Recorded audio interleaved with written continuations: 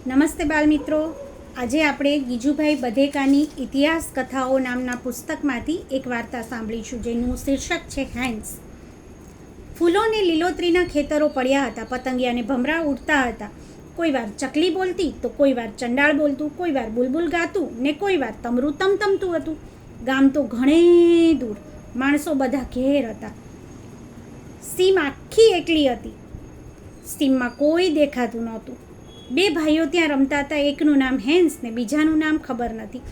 એક તરફ ગામ ને બીજી તરફ દરિયો, વચ્ચે મોટો બંધ, એવો તો જાડો કે ઉપર ગાડા ચાલે.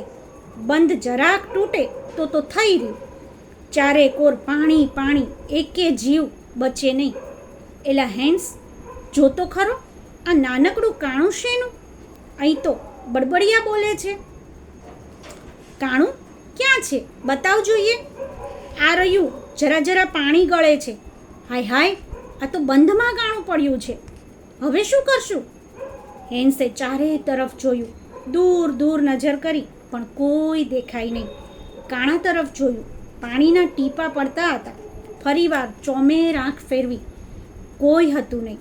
કાણા સામે જુએ તો એ જરા મોટું થયેલું, હળવે હળવે પાણી ગળતું હતું. ગામમાં જઈને ખબર કરે તો, પણ ત્યાં તો ગાબડું પડે, પછી તો સાંધ્યુંય ના સંધાય. ઘડીકમાં દરિયો ફરી વળે ને ગામ આખું રસાતાળ થઈ જાય. ત્યારે હેન્સે ચારે બાજુ જોયું, કાણા તરફ જોયું, ઊંચે જોયું, નીચે જોયું, ઊંડે સુધી જોયું. એલા ભાઈ, જા, દોડ દોડ, ગજબ થશે. જઈને બાપુને કહે કે બંધમાં કાણું પડ્યું છે. જોજે ક્યાંય ઊભો રહ્યો તો કહેજે કે હેન્સ કાણામાં આંગળી ખોસીને ઊભો છે. જીવ જશે પણ આંગળી નહીં ખસે. નાનકડો ઉપડ્યો જાણે પવનનો ઘોડો. એ ગયો તે ગયો, ક્યાંયનો ક્યાંય નીકળી ગયો. હવે તો દેખાતોય બંધ થઈ ગયો. દરિયો ઘૂઘવે છે, પ્રલયની વાતો કરે છે, પથ્થર પર પછડાય છે. દરિયાના ઘૂઘવાટ સંભળાય છે. પછડાઈને પાછો વળે છે, પાસે પાસે આવતો જાય છે. હેન્સ કહે, આંગળી તૂટી જાય તોય શું, બહાર કાઢું તો થઈ રહ્યું. ઘડીકમાં આખું ગામ તણાઈ જાય. આંગળી બેરી થઈ ગઈ, હાથ ઠરવા લાગ્યા. હેન્સના હાથને બીજો હાથ ઘસ્યો, પણ શું વળે? હાથ તો જાણે બેરો જ થયો સમજો. હેન્સે ચારે બાજુ જોયું, આવે છે કોઈ માયનો પૂત, કોઈ માણસ જાત, પણ નિરાશા. ક્યાંય કોઈ દેખાતું નહોતું. હાથ તો તૂટું થઈ રહ્યો હતો. કાંડું તો જાણે હિમ, બરફ જ જોઈ લો. ઘડીકમાં તો કોણી પણ ઠંડી પડી. એવી તો પીડા થાય કે વાત કરો નહીં. પણ હેન્સ આંગળી કાઢે છે નો, એ તો ખોસી તે ખોસી, પણ ત્યાં તો ખભામાં ને વાસામાં સડાકે સડાકા, ઊભે વાસે શૂળ નીકળ્યું. એટલી પીડા થવા લાગી.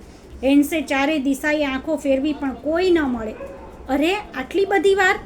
એટલું સખત શૂળ થતું હતું કે કહ્યું ન જાય, સહ્યું ન જાય. હેન્સે માથું બંધ પાસે ટેકવ્યું, કાન બંધને ન અડ્યા.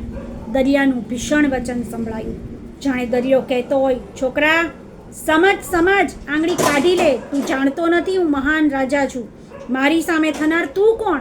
મને રોકનાર તું કોણ? હેન્સનું હૃદય ધ્રુજી ઉઠ્યું. અરે, હજી નહીં. દરિયાની ભયંકર વાણી જાણે ફરીવાર સંભળાય. નાસી છૂટ, તારું મોત આવ્યું છે છોકરા, તારું મોત આવ્યું. ઊભો રે, આ આવ્યો છું. હેન્સને હૈયે હામ ન રહી. આંગળી કાઢી લઉં, નાસી જાઓ, ઉઘરું? વળી વિચાર આવ્યો, નહીં, એમ કદી નહીં બને. આંગળી તો શું, પણ જીવ જાય તોય શું? ચાલ આવી જા, હેન્સ અડગ છે, થાય તે કરી લે. હેન્સે દાંત ભીસ્યા, આંગળી કાણામાં વધુ જોશથી દબાવી. એ પણ માણસો દેખાય. એ નજીક પહોંચ્યા. એ આવ્યા. હાશ, શાબાશ હેન્સ, શાબાશ. ફિકર નહીં, અમે આવી પહોંચ્યા છીએ. પાવડાને કોદાળીઓ લઈને ટોળું મંડી પડ્યું. એક ક્ષણ ને કાણું બરાબર. હેન્સનો તો વરઘોડો કાઢ્યો. ચારે બાજુથી સિપાહીઓની હાર ને વચમાં હેન્સ. એક મોટા સિપાહીના ખભા પર હેન્સ બેઠો. લોકો બોલતા હતા, શાબાશ હેન્સ, શાબાશ હેન્સ.